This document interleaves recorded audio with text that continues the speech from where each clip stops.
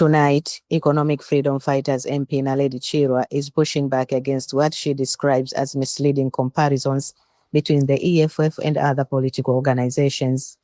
Chirwa responded to a social media post that, in her view, used photographs to suggest similarities between the EFF and other groups. She argued that those comparisons ignore the EFF's political program and the historical context behind the images. According to Chirwa, the EFF's focus remains economic emancipation, challenging what the party describes as white supremacy and is strengthening the capacity of the South African state. She rejected the suggestion that the party needs to learn political leadership from organizations with different ideological positions. One photograph became a particular point of contention.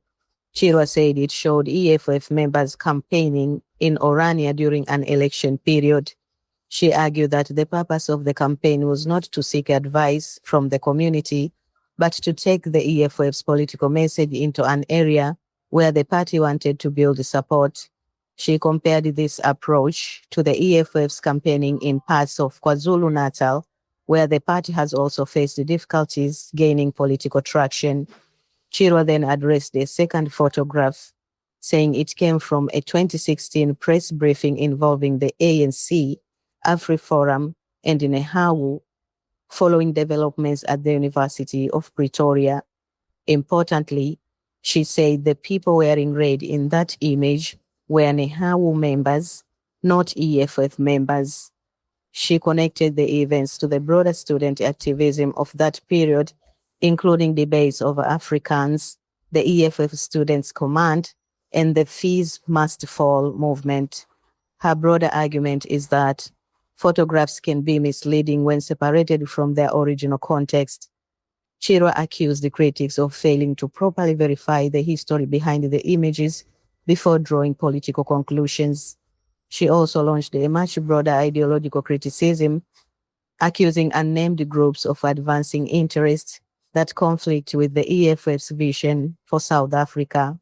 Her remarks touched on race, education, economic transformation, land, and international political interests. So, does Chirwa have a point? Based on her explanation, the strongest part of her argument is the importance of examining the full context behind political images before making comparisons. At the same time, whether those comparisons are ultimately fair remains open to debate. What do you think?